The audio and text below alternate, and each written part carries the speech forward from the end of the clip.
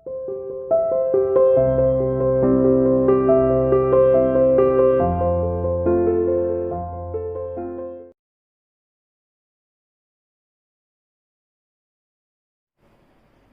dear student, welcome to CA International School online classes.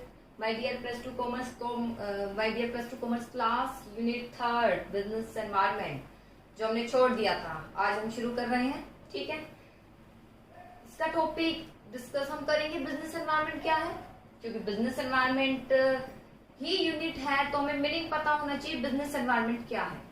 देखिए बेटा, किसी प्रकार का बिजनेस हो उसमें बाहरी जो एनवायरनमेंट है या इंटरनल एनवायरनमेंट है उसका बहुत ज्यादा इफेक्ट पड़ता है. किसी भी ऑर्गेनाइजेशन में एनवायरनमेंट का बहुत इफेक्ट पड़ता है. एनवायरनमेंट 2 टाइप के होते हैं, इंटरनल भी होते हैं, एक्सटर्नल भी होते हैं. इंटरनल एनवायरनमेंट क्या होते हैं, एक्सटर्नल एनवायरनमेंट क्या होते हैं. जैसे इंटरनल एनवायरनमेंट में तो संस्था की पॉलिसी आ गई, ऑब्जेक्टिव आ गए, जो उसकी प्रोसेस है, ये सब कुछ आ गए हैं. ठीक है, क्या स्ट्रेटेजी अपनाई जाती है, ये सब हम डिस्कस कर चुके हैं. वैसे ये अब कट हो चुका है आपके सिलेबस से, लेकिन मैं बता चुकी हूँ तो आप इसको जरूर देख लीजिएगा. क्या है ये पॉलिसी, क्या होती है, स्ट्रेटेजी क्या होती है, ये सब कुछ प्रभावित करते हैं एक संस्था को. ठीक है, कि संस्था की क्या पॉलिसी है, तो इसके ऊपर भी संस्था की सफलता निर्भर करती है. इसके अलावा बाहरी कुछ एनवायरनमेंट होते हैं जो संस्था को प्रभावित करते हैं और संस्था का इस पर कोई कंट्रोल नहीं होता है. कोई भी बिजनेस है बाहरी एनवायरनमेंट पर बहुत ज्यादा ध्यान देती है. ठीक है, बाहरी एनवायरनमेंट में जैसे कि सरकार है, अचानक जो है चेंज, सरकार के चेंज हो जाने से उसने कोई पॉलिसी चेंज कर दी, एक्सपोर्ट इंपोर्ट पॉलिसी चेंज कर दी, तो उसका सीधा इफेक्ट किस पर होगा, उसका सीधा इफेक्ट बिजनेस पर पड़ेगा. जैसे आप देखिए डिमोनेटाइजेशन हो गया, और कुछ नहीं, वो बाहरी एनवायरनमेंट है जिस पर कंट्रोल भी नहीं है, उसका किस पर प्रभाव पड़ा, सीधा एक बिजनेस पर प्रभाव पड़ा. ठीक है, तो ये सब एनवायरनमेंट कहलाए जाते हैं जिनका एक संस्था पर प्रभाव पड़ता है और संस्था इस पर नजर रखती है. क्यों नजर रखती है? अगर इन पर नजर नहीं रखेगी तो आगे नहीं निकल पाएगी, पीछे रह जाएगी, और जो कॉम्पिटिटर है वो उससे आगे निकल जाएंगे, संस्था लॉस पर रहेगी.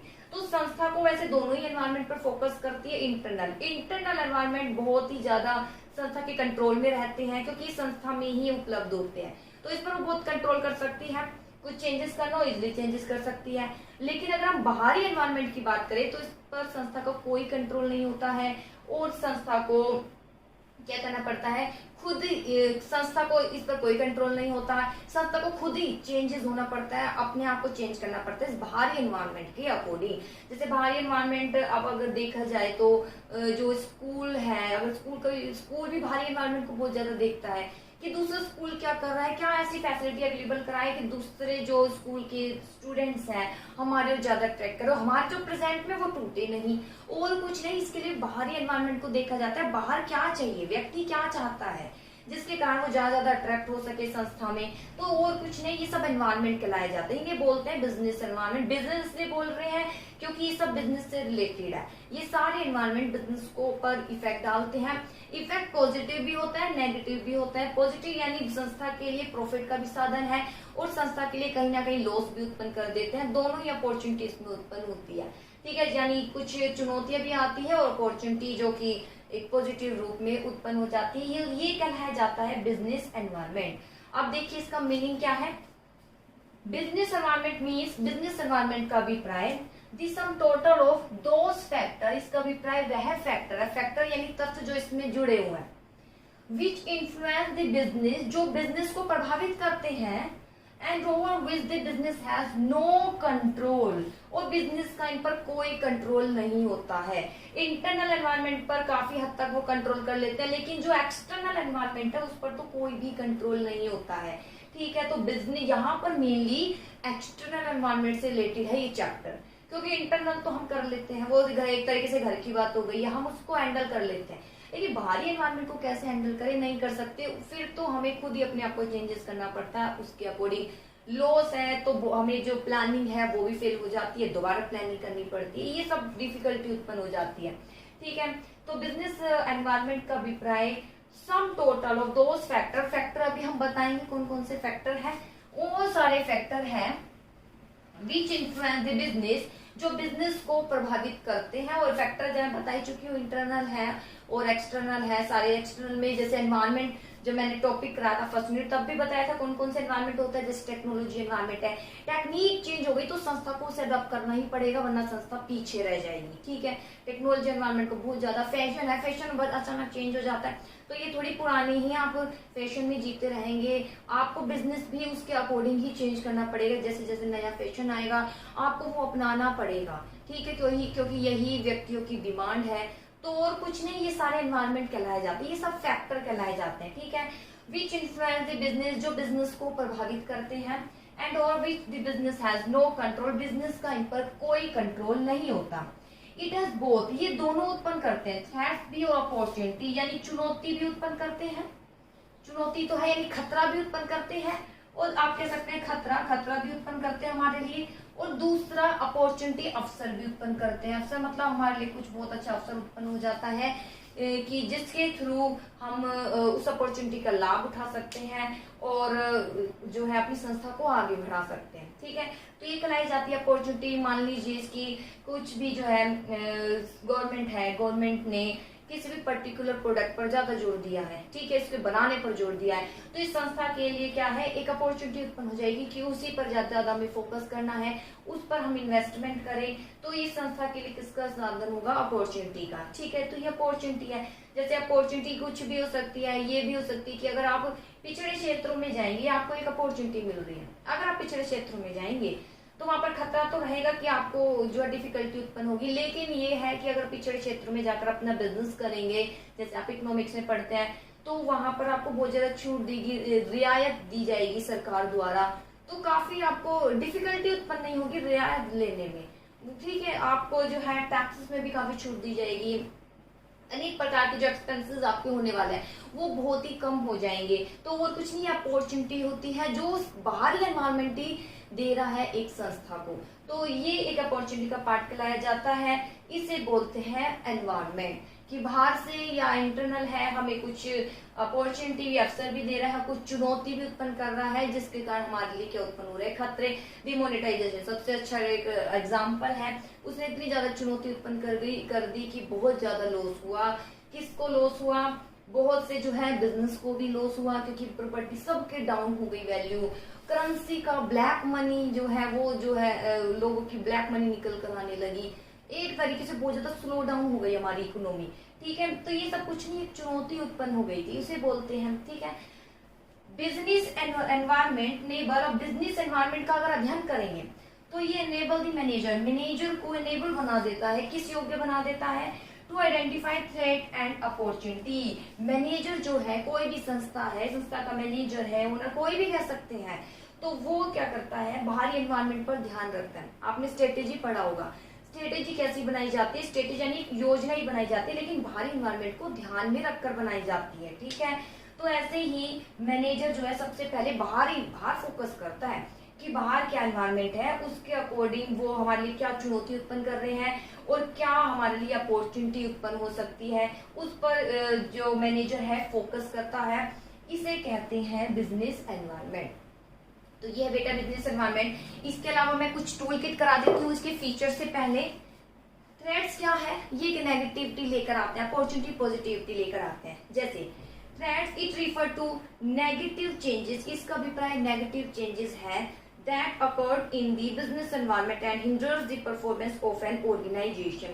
इसका अभिप्राय कुछ नेगेटिव चेंज है, नेगेटिव वो चेंज जो हमारे लिए अच्छे नहीं है। ठीक है, तो इसके कारण बिजनेस को क्या होने लग जाता है, लॉस होने लग जाता है। ठीक है, इसके बाद जैसे मान लीजिए किसी भी बिजनेस को ऐसा लगा कि जो गवर्नमेंट है इस प्रोडक्ट को जो है परमिशन दे देगी कि हम इसको एक्सपोर्ट कर सकते हैं, बाहर जो है दूसरे देशों में एक्सपोर्ट कर सकते हैं, या इसको बनाने की परमिशन दे सकते हैं। ये सोचकर उसने जो है उसको बनाना शुरू कर दिया और उसको जो है एक्सपोर्ट के लिए आगे अप्लाई किया, लेकिन एक्सपोर्ट नहीं हुआ, सरकार ने उसको परमिशन नहीं दी एक्सपोर्ट करने की। तो और कुछ नहीं, यही है कि एक तरीके से खतरा उत्पन्न हो गया। ये होते हैं एक नेगेटिव, जो संस्था के लिए नेगेटिविटी उत्पन्न लेकर आते हैं। Opportunity, it refer to the positive change, यह है पॉजिटिव चेंजेस होते हैं that occurred in the business, जो बिजनेस एनवायरनमेंट में उत्पन्न होते हैं, help the organisation to improve the performance, और संस्था की हेल्प करते हैं क्या, इम्प्रूव करने में, परफॉर्मेंस इंप्रूव करने में। तो अपॉर्चुनिटी क्या करते हैं, हेल्प करती है। अपॉर्चुनिटी क्या करती है, हेल्प करती है। और ये क्या करती है, कुछ नेगेटिविटी लेकर आती है संस्था के लिए। नेगेटिविटी यानी लॉस का एक साधन बन जाती है, और ये प्रॉफिट में क्या करती है, अपॉर्चुनिटी हेल्प करती है। तो ये बेटा ये था मीनिंग। बिजनेस एनवायरनमेंट क्या है, होप मीनिंग आपको क्लियर हो गया होगा। मीनिंग क्लियर है तभी आप फीचर कर सकते हैं। ओके बेटा, अब हम फीचर स्टार्ट कराते हैं। देखिए, इसके बाद आती है इसकी first feature, totality of external force. Totality of external force means जो बिजनेस एनवायरनमेंट है बहुत सारे फोर्सेस यानी बहुत सारे तत्वों से मिलकर बना है। तो कौन कौन से इसमें फोर्सेस शामिल है, किस तरीके से ये प्रभाव डालते हैं, ये सब इस एक्सटर्नल फोर्सेस में शामिल होते हैं। देखिए, पहला टोटलिटी ऑफ एक्सटर्नल फोर्स यानी बाहरी संपूर्णता का फोर्स है, इस पर बल होता है जिस पर ध्यान रखना पड़ता है एक मैनेजर को। जैसे फर्स्ट फीचर अगर आप देखते हैं, business environment is sum total of all those factor which are available outside the business and over which the business has no control. Meaning आपने देख लिया था। तो सबसे पहले मीनिंग में आपने यही देखा है, sum total of those factor which influence business and over which the business has no control. इसी लाइन पर ये जो है पॉइंट बनाया गया है, टोटलिटी ऑफ एक्सटर्नल फोर्स। जो बिजनेस एनवायरनमेंट है, विभिन्न प्रकार के फोर्स है, विभिन्न प्रकार के फैक्टर का टोटलिटी होता है, संपूर्णता होती है जो बिजनेस को प्रभावित करते हैं, और बिजनेस का इस पर कोई कंट्रोल नहीं होता। ये फर्स्ट लाइन ही इसका फर्स्ट फीचर कहलाया जाएगा। ठीक है, and it is the group of बहुत से फोर्सेस का ग्रुप है, इसलिए इसको नेचर ऑफ टोटलिटी हम कह सकते हैं, इसका नेचर टोटलिटी का।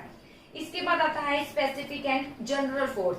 अब ये फोर्सेस होते कौन से, अभी तो मैंने कहा बहुत सारे फोर्सेस हैं, फोर्सेस होते कौन से हैं, वो फोर्सेस कहलाए जाएंगे स्पेसिफिक और जनरल फोर्स। फर्स्ट फीचर बहुत सारे फैक्टर का ये मिश्रण होता है, तो हमने फर्स्ट फीचर लिख दिया जिस पर संस्था का कोई कंट्रोल नहीं है। अब ये फोर्सेस होते कौन से हैं, ये इसका सेकंड पॉइंट बन जाता है, स्पेसिफिक एंड जनरल फोर्स। देखिए, the force present outside the business can be divided into two parts। जो प्रेजेंट होते हैं बिजनेस के बाहर, उसको दो पार्ट्स में डिवाइड किया गया है। First of all specific, second है जनरल फोर्स। देखिए, स्पेसिफिक में क्या शामिल है, These forces affect the firm of an industry separately।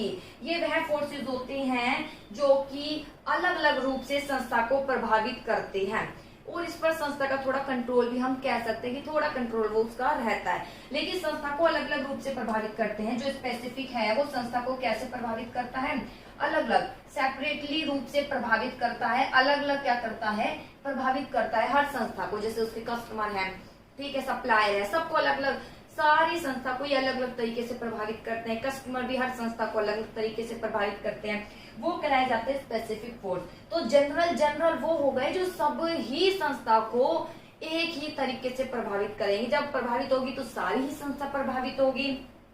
और स्पेसिफिक है जो कि अलग अलग तरीके से प्रभावित करते हैं। जैसे कि अभी देखिए कि ऑर्डर भी नहीं आया है, ठीक है, कि स्कूल खुलेंगे नहीं खुलेंगे, सारे ही स्कूल बंद है और कुछ नहीं, ये बाहरी एनवायरनमेंट है, ये बाहरी ही एनवायरनमेंट है कि अभी तक स्कूल नहीं खुले। ये जनरल फोर्सेस में शामिल किया जाएगा कि जब प्रभावित डाल रहा है तो सब पर प्रभाव डालेंगे, जब स्कूल खुलेंगे तो सारे ही खुलेंगे, बंद है तो सारे ही बंद रहेंगे। ये और कुछ नहीं, ये जनरल फोर्स है जिसका हमें ध्यान रखना है, संस्था को फॉलो करना है जो उनके रूल है गवर्नमेंट के।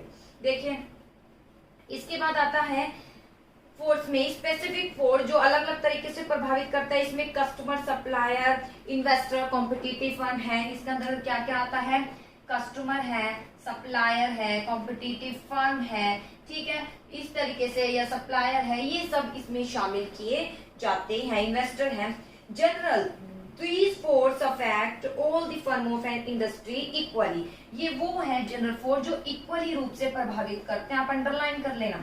स्पेसिफिक फोर्स केवल अलग अलग रूप से प्रभावित करते हैं संस्था को, और जनरल फोर्स इक्वली रूप से एक संस्था को क्या करते हैं, प्रभावित करते हैं। जैसे कि जनरल फोर्स में all the firm of industry equally, जिसमें सोशल, पॉलिटिकल, लीगल, टेक्निकल, ये सारे एनवायरमेंट आते हैं जो मैं डिस्कस कर चुकी हूँ पहले। तो ये इसकी सेकंड फीचर है।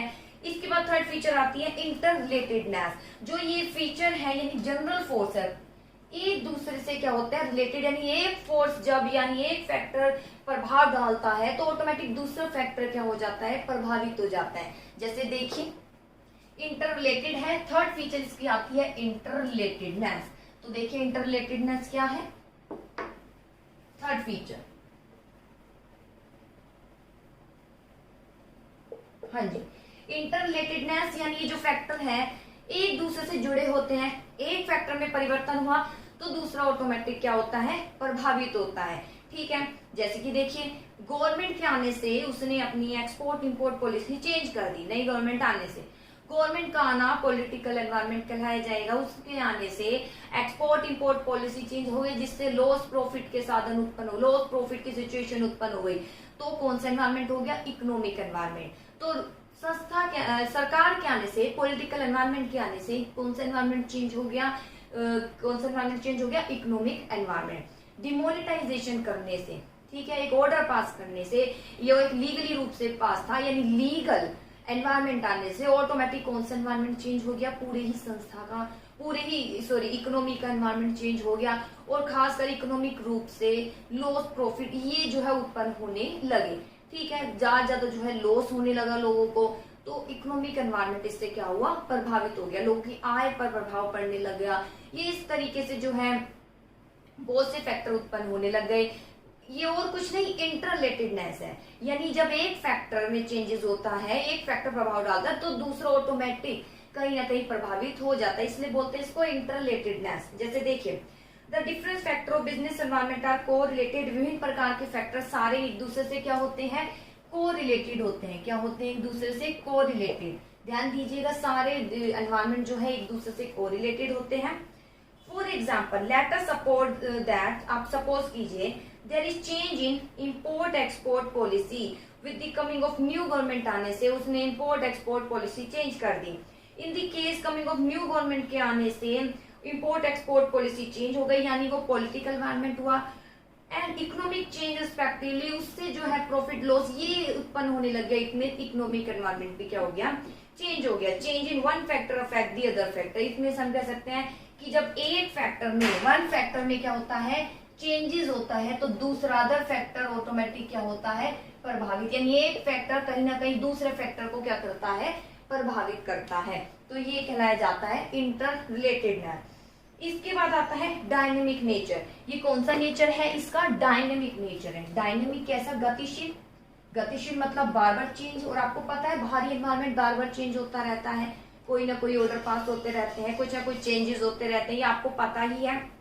ठीक है, कभी देखिए डेटशीट का भी, अगर हम देखिए आपकी डेटशीट भी आती है, तो कभी किसी साल में बहुत जल्दी शुरू हो जाते हैं, कभी लेट होता है, कभी रिजल्ट बहुत जल्दी आता है, कभी देर आता है, और कुछ नहीं, सब बाहरी एनवायरनमेंट ही कहलाया जाता है। और एक टाइम ये क्या होते रहते हैं, चेंजेस होते रहते हैं, नए नए ऑर्डर पास कर दिए जाते हैं, और कुछ नहीं, ये डायनेमिक ही कहलाया जाता है। As it clear that environment is picture of mixture of many factor. हमें पता है एनवायरनमेंट बहुत सारे फैक्टर का मिक्सचर है। And change in some of other factor continue to take place. तो इनमें कंटिन्यू रूप से चेंजेस होता रहता है। इस प्रकार it's said that business environment is dynamic. इस प्रकार हम कह सकते हैं जो बिजनेस एनवायरनमेंट है वो क्या है, डायनेमिक है। बिजनेस एनवायरनमेंट क्या है, डायनेमिक। इसके बाद आता है अनसर्टेनिटी, निश्चितता, अनिश्चितता।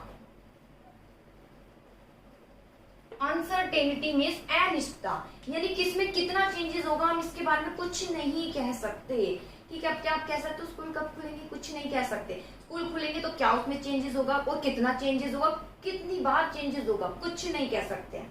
ठीक है, nothing can be said that with any amount of certainty with the amount of business environment because they continue to change quickly। हम ये नहीं कह सकते कि कोई ऑर्डर पास कर दिया है तो वो कितने समय तक लागू रहेगा, हो सकता है उसमें कुछ और जो है चेंजेस कर दिया जाए। The professional people who determine business strategy. देखिए स्ट्रेटेजी आया, स्ट्रेटेजी क्या बनाई जाती है, बाहरी एनवायरनमेंट को देखकर। जो मैनेजर स्ट्रेटेजी बनाता है, ध्यान रखता है लाइकली चेंज बिफोर हैंड, ये चेंज जो होने वाले उसको पहले ध्यान में रखता है कि अगर ऐसा चेंजेस हो गया तो मैं इस तरीके से अपनी पॉलिसी, इस तरीके से अपनी स्ट्रेटेजी बनाऊंगा, इस तरीके से स्ट्रेटेजी बना देता है, यानी उस सिचुएशन को इस तरीके से मैं हैंडल करूंगा। But that is risky job, ये रिस्की जॉब तो है। फॉर एग्जाम्पल टेक्निकल चेंज, खासकर अगर ये पूछा जाए कौन सा एनवायरनमेंट सबसे ज्यादा चेंज होता है तो आप कौन सा एनवायरनमेंट बताएंगे, टेक्निकल चेंज। अंडरलाइन कर लीजिए, अगर ये पूछा जाए कौन सा एनवायरनमेंट में सबसे ज्यादा चेंजेस होता है तो कौन सा चेंजेस है, टेक्निकल एनवायरनमेंट। ठीक है, टेक्निकल चेंज बहुत जल्दी होता है। Nobody can anticipate possibility of this Swift technical change. और इसमें कितना और आगे चेंजेस होगा, कितनी जल्दी होगा, कोई अनुमान नहीं लगा सकते, anything can happen any time, कब क्या होगा कुछ नहीं, इसलिए जैसे कि हम कह सकते हैं फैशन, इसलिए है ये अनसर्टेनिटी। ठीक है, अनसर्टेनिटी मतलब अनिश्चितता। इसमें आप क्या बताओगे, ये जो फैक्टर में चेंजेस हो रहे हैं, डायनेमिक बार बार चेंज होते हैं, इनमें चेंजेस कब कैसा होगा, कितने समय तक होगा, इसमें इसके बारे में हम निश्चित रूप से नहीं कह सकते, इसलिए ये अनसर्टेनिटी यानी अनिश्चित है। और खासकर सबसे ज्यादा चेंजेस होता है टेक्निकल एनवायरनमेंट में, कब कितना चेंजेस होगा कुछ नहीं कह सकते, इसलिए ये क्या है, अनसर्टेनिटी। इसके बाद आता है कॉम्प्लेक्सिटी। अगला आता है कॉम्प्लेक्सिटी। कॉम्प्लेक्सिटी मतलब ये बहुत ज्यादा कॉम्प्लेक्स है। कॉम्प्लेक्स कि कितना प्रभाव है और कौन सा भी एनवायरनमेंट जो है चेंज होने वाला, ये समझना ही मुश्किल हो जाता है। देखिए, environment comprises of many factor, बहुत से फैक्टर को सम्मिलित है।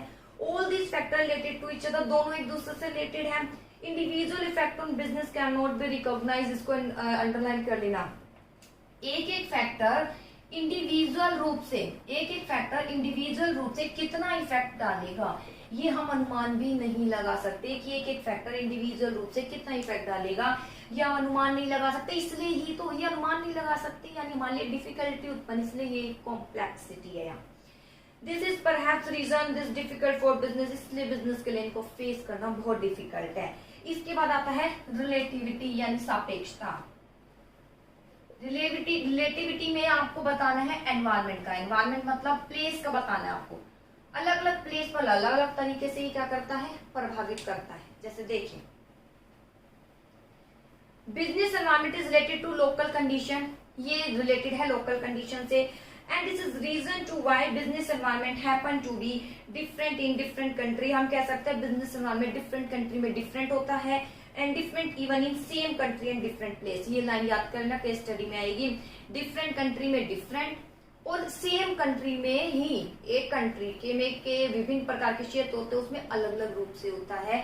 ये हम सब कह सकते हैं रिलेटिविटी, कि बिजनेस एनवायरनमेंट जैसे टेक्निकल चेंज भी है, फैशन चेंज भी है, तो अलग अलग प्लेस पर अलग अलग तरीके से ये क्या करता है, प्रभावित, हर कंट्री में अलग एनवायरनमेंट से रूप से प्रभावित करता है। जैसे कि अब कोरोना वायरस चल रहा है, और न्यूज में देखा कि जो अमेरिका ने स्कूल खोल दिए, जिसके कारण स्कूल के जो बच्चे थे वो ज्यादा वायरस से इफेक्ट हो गए, उनको कोरोना वायरस हो गया। वहां तो खोल दिए गए, यहाँ तो नहीं खोले गए। ठीक है, तो ये और कुछ नहीं, बिजनेस एनवायरनमेंट ये एनवायरनमेंट ही है कि अलग अलग कंट्री में ये अलग अलग होता है, और कई बार सेम कंट्री में ही क्या होता है, ये अलग अलग रूप से प्रभावित करता है, अलग प्लेस पर अलग होता है। हो सकता है मान लीजिए जैसे ये कोरोना वायरस है, कोई एक स्टेट अगर ये प्रूव हो जाए कि वहां पर केसेस एकदम ही खत्म हो गए, तो हो सकता है वहां पर पॉसिबिलिटी स्कूल खोलने की ज्यादा हो जाए। ठीक है, हो सकता है बाकी स्टेट में केवल 12th के स्टूडेंट को बुलाया जाए, और उस स्टेट में परमिशन दी जाए कि 10th के भी आ सकते हैं, 12th के भी आ सकते हैं, क्योंकि वहां पर जो वायरस का संक्रमण है ऑलमोस्ट न के बराबर हो गया है, तो हो सकता है कि परमिशन मिल जाए। तो देखिए, कुछ स्टेट में 9 to 12 बच्चे आएंगे, और जहां वायरस ज्यादा हो सकता है वहां बिल्कुल भी नहीं आए। अब आप लॉकडाउन ही देख सकते हो, जब लॉकडाउन खुला तो कुछ क्षेत्रों में तो बहुत रियायत दे दी गई, बहुत छूट दे दी गई, और अगर सेम कंट्री में ही छूट तो देनी थी, लॉकडाउन खुलना था, तो कुछ स्टेट में तो काफी रियायत दे दी गई कि वहां काफी ओपनली रूप से आप खोल सकते हैं। और कुछ क्षेत्र है, ठीक है, जैसे कि यूपी, ये सब यहाँ पर बहुत ज्यादा फैल रहा था, तो यहाँ पर लॉकडाउन बहुत तब भी इनका जो है बहुत ज्यादा पालन किया गया। और कुछ नहीं, ये सब एनवायरनमेंट है कि किस में कितना परिवर्तन, और रिलेटिविटी से ही पॉइंट रिलेटेड है ये, ठीक है, किस प्लेस पर कितना प्रभाव डालेगा हम कुछ नहीं कह सकते। अलग अलग क्षेत्रों में, अलग एक ही कंट्री में अलग अलग प्लेस पर अलग अलग हो सकता है, इसे बोलते हैं रिलेटिविटी। फिर सुन लीजिए सारा। सबसे पहले एक्सटर्नल फोर्स, ये विभिन्न प्रकार के, पहली लाइन बिजनेस सारे विभिन्न प्रकार के फैक्टर का मिश्रण है, फैक्टर से मिलकर बना है, इसलिए एक्सटर्नलिटी फोर्स बोलेंगे। अगला, ये दो फोर्सेज है इसमें, स्पेसिफिक और जनरल। स्पेसिफिक वो है जो कि अलग अलग तरीके से प्रभावित करते हैं संस्था को। कस्टमर सबके अलग अलग होते हैं, अलग अलग तरीके से प्रभावित करते हैं। सप्लायर सबके अलग होते हैं, ठीक है, इंडिविजुअली अलग अलग प्रभावित। लेकिन जनरल फोर्स है वो सबको इक्वली रूप से क्या करते हैं, प्रभावित करते हैं। इंटररिलेटेडनेस, ये फैक्टर एक दूसरे से कहीं ना कहीं रिलेटेड हो जाते हैं। कई बार एक फैक्टर में जो चेंजेस होता है वो ऑटोमेटिक दूसरे फैक्टर को क्या कर देता है, प्रभावित कर देता है। ठीक है, उसे बोलते हैं जैसे कि मान लीजिए लोगों का ट्रेंड ही चेंज हो गया, वो सोशल एनवायरनमेंट है, ठीक है, लोगों की प्रवृत्ति चेंज हो गई, जिसके कारण जो है बिजनेस में जो है मिनरल वाटर की ओर ज्यादा उनका प्रेफरेंस हो गया, तो उसका प्रोडक्शन होगा, अपॉर्चुनिटी उत्पन्न होगी, प्रॉफिट होगा, तो इकोनॉमिक एनवायरनमेंट में भी क्या होगा, चेंजेस होगा। ठीक है, दिवाली आती है, दिवाली आने से एनवायरनमेंट चेंज हो रहा है, फेस्टिवल आ रहे हैं, तो उससे संस्था को प्रॉफिट होने लग जाता है, इकोनॉमिक एनवायरनमेंट ऑटोमेटिक क्या हो जाता है, चेंज हो जाता है। ठीक है, मतलब इकोनॉमिक एनवायरनमेंट पर प्रभाव पड़ता है। इसके बाद आता है इंटररिलेटेडनेस, डायनेमिक। डायनेमिक यानी बार बार चेंज होते हैं। ठीक है, ये बार बार चेंज होते हैं, कितने चेंज कुछ नहीं कह सकते, कुछ नहीं कह सकते, इसलिए अनसर्टेनिटी, इनमें कितने चेंजेस होगा, कब चेंज होगा, कुछ नहीं कह सकते, इसलिए अनसर्टेनिटी है। कॉम्प्लेक्सिटी, वही ये नहीं बता सकते कितना प्रभाव डालेंगे किस पर, कितना किस समय चेंज हो जाएंगे, ये लाइन ही कॉम्प्लेक्स है, कॉम्प्लेक्स ही बन रही है, लाइन ही जो मैं बोल रही हूँ कॉम्प्लेक्स है, बार बार चेंजेस हो रहे हैं, कितना चेंजेस होंगे, किस पर कितना ज्यादा इफेक्ट पड़ाएंगे, यानी एक एक फैक्टर इंडिविजुअली रूप से, इंडिविजुअल बताना है, इंडिविजुअल रूप से कितना प्रभाव डालेगा एक बिजनेस को, कुछ नहीं कह सकते, इसलिए कॉम्प्लेक्स और रिलेटिविटी मेथड प्लेस कि अलग अलग कंट्री में अलग अलग, सेम कंट्री में ही अलग अलग प्लेस पर क्या हो सकता है, ये अलग अलग। आई होप आज का टॉपिक समझ आया होगा, फिर भी नहीं समझ आया कुछ भी टॉपिक तो प्लीज आप मुझे जैसे ही वीडियो देखिए तो व्हाट्सएप पर मैसेज जरूर कीजिएगा। ओके बेटा।